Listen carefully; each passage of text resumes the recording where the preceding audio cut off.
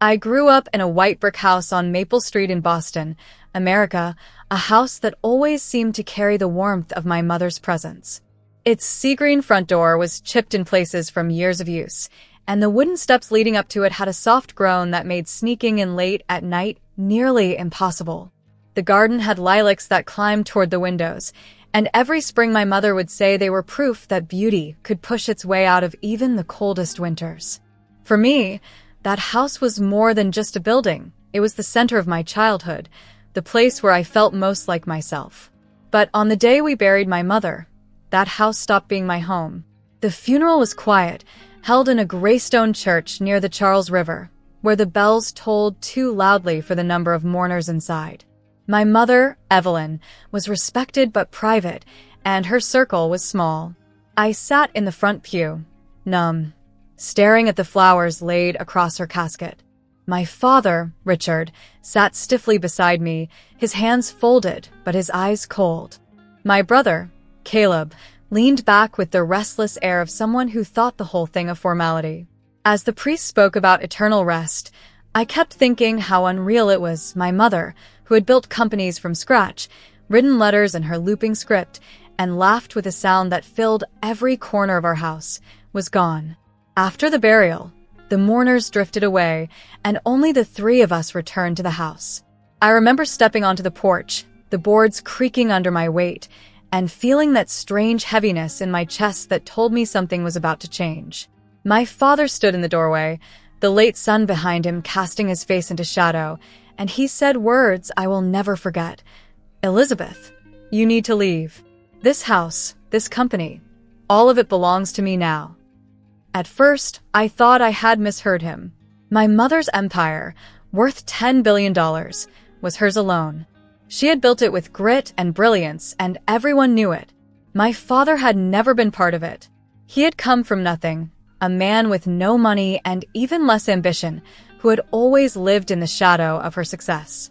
And yet, there he stood, declaring her fortune and her house his own. Caleb leaned against the porch rail, smirking at me as if enjoying some cruel joke. My father's eyes were flat and unyielding. "Go," he said, his voice sharper this time.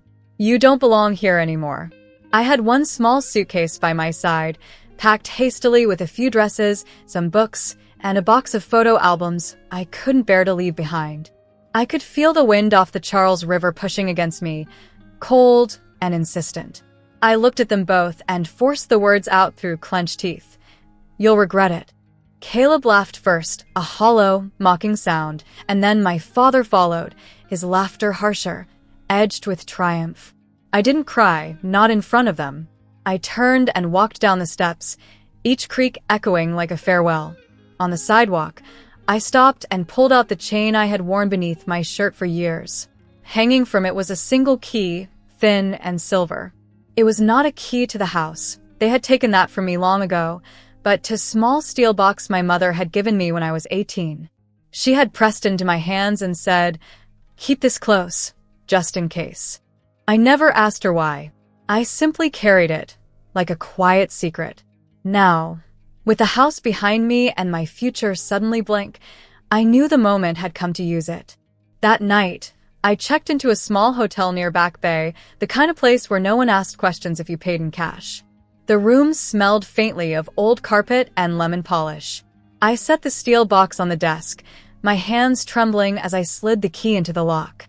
Inside was not jewelry, not bonds, not anything I expected. There was only one envelope, cream-colored, with my name written in my mother's handwriting. I opened it carefully, my breath catching as I unfolded the letter and the legal papers tucked inside. The letter was short. "Elizabeth," it read, "I know what your father is. I know what Caleb will become. Everything I built belongs to you. I've protected it, hidden it, and left it in your name alone. Trust Anna Price. She will guide you. Do not let them take what is yours. Love always, Mother." Beneath the letter was a signed will, notarized and complete, leaving every company, every property, every account to me. My name appeared again and again in her study script. Not his, not Caleb's, mine. I read the pages once, then again, then a third time, as if the ink might vanish if I blinked. My hands shook as I set the papers down. My father had stood in the doorway and claimed it all, but he had been standing on a lie. I did not sleep that night. I made tea from the packet left on the dresser and sat on the stiff hotel bed with the papers spread around me. I thought of my mother's eyes, always sharp enough to see 3 steps ahead, and I realized she had outmaneuvered them even in death. She had trusted me with her life's work, and I had almost let it slip away. At dawn, I picked up the phone and dialed the number scrawled in the corner of the will. Anna Price, attorney at law, New York.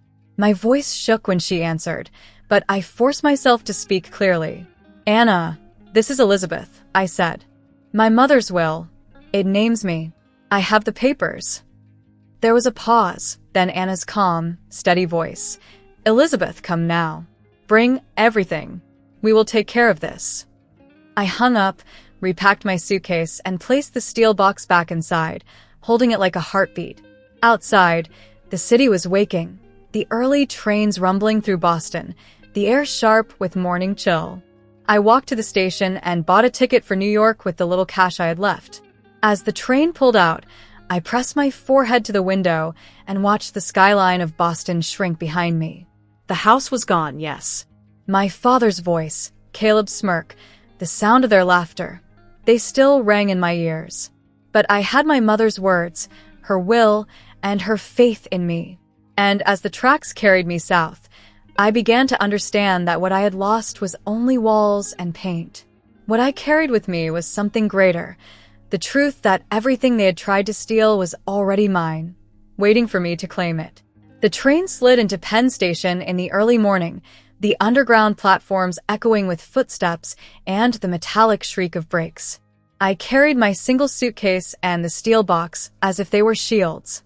New York smelled like coffee, smoke, and ambition, and it struck me that this was the city my mother had always said could either eat you alive or make you stronger. I was not sure yet which side I would land on. But I had one name, one thread of certainty: Anna Price. Anna's office stood on Madison Avenue in a tall building of glass and steel. The doorman tipped his hat as if he already knew who I was, though that was impossible. Still, it gave me a strange confidence. I rode the elevator up to the 22nd floor, the box heavy in my arms, my reflection nervous in the mirrored walls.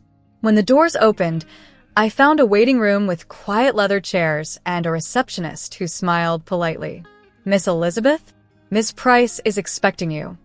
Anna met me at the door of her office. She was tall, dressed in a navy suit that carried no nonsense, and her eyes were the sharp gray of a storm held at bay. She shook my hand firmly. Elizabeth, she said, your mother trusted me, and now I will do the same for you. Come sit. We have much to discuss. Her office was lined with books and certificates, a reminder that battles are often won not in the streets but on paper. I placed the steel box on the table and slid the will and the letter across to her. She read quickly, her expression calm but intent. When she finished, she looked up. Your mother was careful.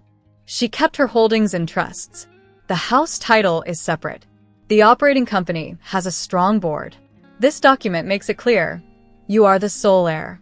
We will file the will today. Relief washed over me, though it was tangled with anger. I told Anna what had happened on the porch in Boston, my father's declaration, Caleb's smirk, the laughter that had chased me out. Anna listened without interruption, then said evenly, your father has no legal claim. Your mother anticipated this. She knew who he was, and she made sure the law would be on your side. He may try to make noise, but we will answer with paper. She called in a man named Daniel, an accountant with quiet eyes and a habit of tapping his pen against his notebook. He laid out spreadsheets and reports that made my head spin. My mother's empire, as people called it, was larger than I had ever truly understood. There were shares in a clean energy firm in Chicago, already profitable and expanding into the Midwest. There was a chain of beloved bookstores stretching from New York to Los Angeles, each one a neighborhood landmark. There was a sizable stake in a media group in London, which explained the regular trips my mother had taken to Europe. And then there were the properties, 3 brownstones in Boston, including the white brick house on Maple Street. Daniel's voice was calm as he recited numbers, but each one felt like a weight pressed into my hands. At market close the day before, the total valuation stood at just over $10 billion. I gripped the arm of the chair. My father had mocked me as powerless, yet in reality, he had nothing. The fortune, the work, the legacy, it was all mine. I looked out the window at the skyline of New York, the towers glinting in morning light. I don't want to stay in Boston, I said finally. Every corner there reminds me of him. I want air and salt. I want to be somewhere that doesn't look like his face. The word slipped out before I could stop it. Him. My father had become not a man, but a shadow I needed to escape. You can leave, Anna said firmly. But first, we must make your position clear. If you walk away, without securing the ground beneath you, he will try to steal it again. So today we file. By noon, the board, the banks, and the registry will know. By evening, his access will be cut. And she was right. The hours blurred together in a flurry of signatures, seals, and couriers rushing documents across the city. I signed papers until my wrist ached, each stroke of ink closing a door my father had tried to force open. By noon, notices were served. By evening, Richard Price was locked out of accounts, companies, and deeds. The house on Maple Street was no longer his to stand in. That night, he called my phone once.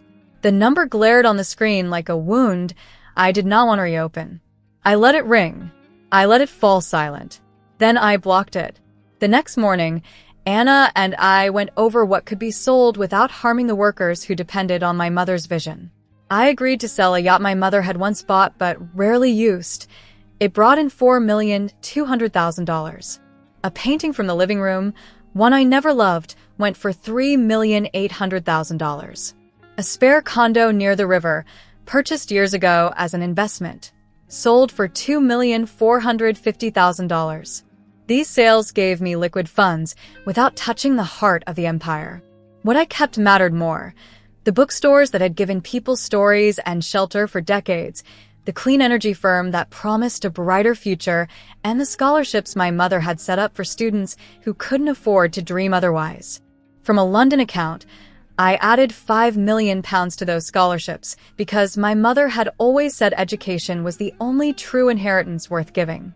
For the first time in days, I felt my chest loosen.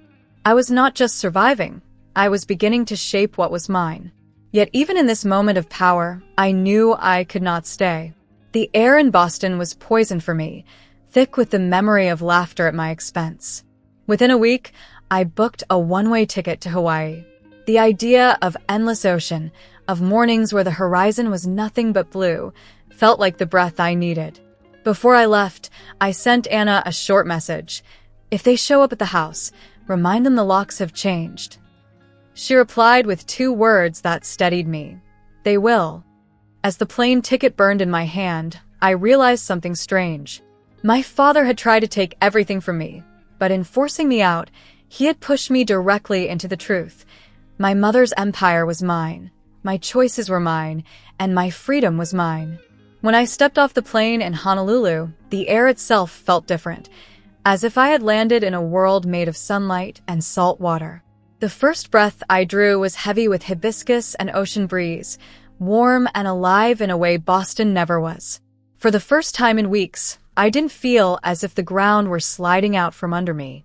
I had my suitcase, my mother's ring, and a notebook with the word list scrawled across its cover. That notebook became my anchor. The first evening, I checked into a rental house near the shore, small and pale yellow with shutters that rattled in the trade winds. It wasn't mine, but for $3,500 a month, it was safe and close to the water. The floorboards were uneven, and the furniture smelled faintly of salt, but when I opened the back door, I could hear the sea breathing against the sand. I sat on the porch, listening, and began to write my first list. Swim every morning. Call the managers in New York, Chicago, and Los Angeles. Keep the scholarships alive. Do not search my father's name online. It seemed almost laughably simple, but after the chaos of court filings, lawyers, and sales, I needed something small, something human. The The next morning, I bought a secondhand bike for $120 from a man who insisted it had seen more sunsets than you can count. I believed him. The paint was scratched, and the chain squeaked when I pedaled, but it carried me to the beach at dawn, where the sand was cool under my feet and the waves stretched endlessly ahead. That's where I met Mary. She was a surf instructor, her skin bronze from years in the sun, her hair tangled from salt and wind. She had a scar running along her knee, and when she saw me standing stiff at the shoreline, she grinned. "You look like you need to fall into a wave," she said. There was something so easy, so direct about her tone that I followed without hesitation. The first wave knocked me flat, and the second spun me into the sand like laundry. Salt water filled my nose and mouth, and I came up coughing, laughing in spite of myself. Mary clapped her hands. "Perfect," she called. Falling is half the work. By the time the sun rose fully, I was exhausted and grinning, salt drying on my face, my body aching in the best way. It felt like a reset, as if the ocean itself had scrubbed me clean of Boston. Afternoons were different. They were for work. I had promised Anna that I would not abandon what my mother built, and I meant it. From the little desk in my rental, with the shutters open to let in the breeze, I made calls. Karen in Chicago spoke with me about the solar projects. She was passionate, with a voice that sparked when she described installing panels on school rooftops. We decided to allocate $22 million to expand the program, funding panels and training so that students could not only learn under clean light, but also understand the science behind it. Then there was Ben in New York who managed the bookstores. His first words to me were cautious. He hadn't known what kind of heiress I might be. But when I told him, my mother believed money should move, not sit, something softened in his tone. We agreed to raise wages by $2 an hour across the board and add a $1,000 bonus for staff who had stayed through the last 5 years. Ben sounded almost disbelieving when he said, "You mean it?" I did. I wanted every paycheck to carry a piece of my mother's vision. Evenings were the hardest. That was when silence crept in, bringing with it the faces of my father and Caleb. I would sit with the box of photos I'd carried from Boston and let myself remember. Some nights I wrote letters I never intended to send. To my father, I wrote, "You were poor in money, yes, but that was never the problem. You were poor in kindness, and that is a debt you will never pay." To Caleb, I wrote, "There was always room for you. Always. But you laughed anyway." Folding the pages into the notebook, I felt lighter. The words didn't have to reach them. It was enough that they had left me. One evening, I sat on the beach with the photo box beside me. The waves glowed silver in the moonlight, and I sifted through the pictures until one slipped free, a photo of my mother in London. She was standing outside a bookshop, holding a paper bag full of novels, laughing at a street musician who was mid-song. On the back, in her unmistakable handwriting, she had written, "Make the world bigger for someone, every day." I underlined the sentence twice and placed the photo on my nightstand. That night, I dreamed of bookstores buzzing with voices, classrooms lit by solar lamps, and students opening acceptance letters that would change their lives. My mother's voice whispered through it all, steady and warm. Hawaii became more than an escape. It became a classroom for me. Each morning wave reminded me that balance requires falling first. Each conversation with Karen or Ben showed me that leadership wasn't about control, it was about trust.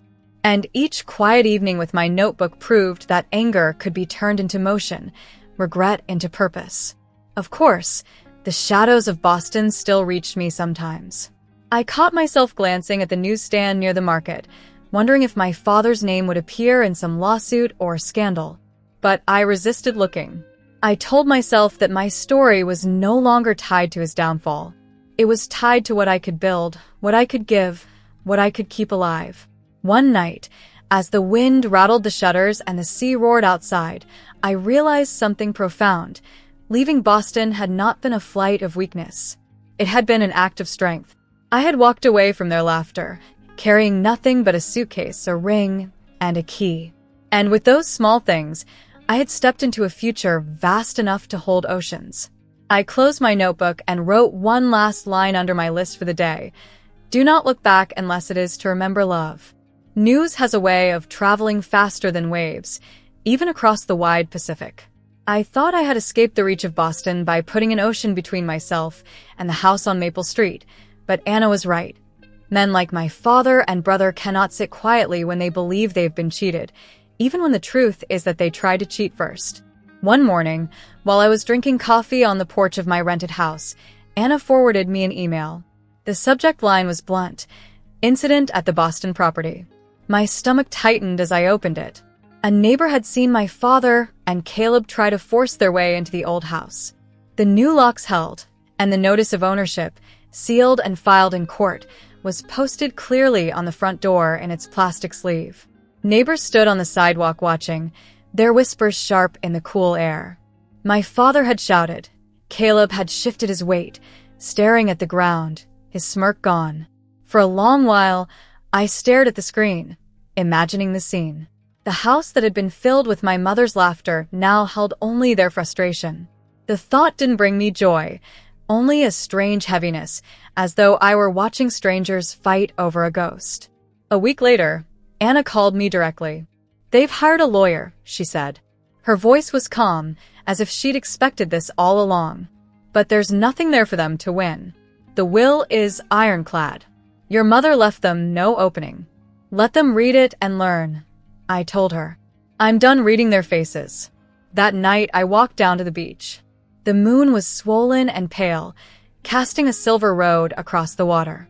I sat in the sand, let the waves lap against my ankles, and spoke aloud as if my mother were beside me. I kept the parts that mattered. I whispered. The people, the work, the promise. Saying it out loud was like laying a stone on a grave, not for her, but for the life I had lost when my father laughed at me on the porch. I decided then that I would never return to live in the Boston house. It was too heavy with betrayal, too soaked in the sound of their laughter. Houses are wood and paint. They can be stolen, lost, or rebuilt. Home is something else. Home is a choice you make every day, and I was ready to make mine far from the shadows of Maple Street. Mary helped me look for a place of my own. We rode her truck along the coast, stopping at small houses tucked behind palms or perched on cliffs with sweeping views. A week later, we found it. A little blue house with peeling shutters, a tilted mailbox, and a mango tree leaning toward the yard like it wanted to shelter whoever lived there. It wasn't grand. It wasn't polished. But it felt honest. I paid $750,000 in cash and signed the deed with a hand that did not shake. When the realtor passed me the keys, I felt something settle in me, a quiet, steady joy. This was not a house I had inherited through grief or fought for in court. It was mine because I chose it. The first thing I did after moving in was call Anna. "I want to set up something permanent," I told her. "Not for me, for others." Together, we created a trust that sent $250,000 each month to fund free reading rooms in New York, Chicago, Los Angeles, and London. I wanted children, students, even lonely strangers to walk into a room, take a book from a shelf, and feel the world stretch larger around them. We also established quarterly funding, $500,000 every 3 months, for the solar project in schools. It was a way to tie my mother's love for education and her belief in clean futures into something that breathed and grew. When Anna asked me what salary I wanted for myself, I thought carefully. I could have taken millions, but I settled on $180,000 a year, enough to live comfortably without excess, enough to keep me grounded. The rest, I told her, should keep moving, like water, like wind, like the laughter my mother left behind. Some evenings, I stood in the kitchen of my blue house as the trade winds tugged at the curtains and thought about the phrase I had heard too many times: "Revenge is sweet." Maybe for some it is. But what I felt was not sweetness, it was relief. It was a door closing behind me, leaving me free to walk forward. It was a promise kept. If my father ever reaches the day when he admits regret, and I suspect he will, it won't change what happened. He will regret the porch, the sneer, the laugh. He will regret the moment he chose greed over love, power over family. But those regrets are his to carry, not mine. I imagine him sometimes, sitting alone in the Boston house he thought was his, realizing the locks no longer open for him. I imagine Caleb standing beside him, quieter now, wondering what might have been if he had chosen loyalty over mockery. I don't hate them anymore. Hatred is a rope that ties you to the past, and I've cut that rope. Here in Hawaii, my mornings are made of salt and light. I make lists in my notebook. Swim, plant mango seedlings, call Karen about the solar panels, check on Ben and the bookstores, write letters to scholarship recipients. Sometimes I sign notes by hand and slip them into the envelopes. You belong in this world. Study hard. Dream bigger than you think you should. When I imagine those envelopes opening in dorm rooms or kitchen tables across America and Europe, I feel my mother smiling. One morning, Mary and I sat on the porch, sipping coffee while the sun climbed over the horizon. She looked at me, her smile gentle, and said, "You look like someone who finally arrived." And she was right. This is my story. I left, yes. I also arrived. And in America, on this bright edge of the ocean, I learned the most useful lesson my mother ever tried to teach me. Money is a tool, a house is a shelter, and a name is a promise you keep.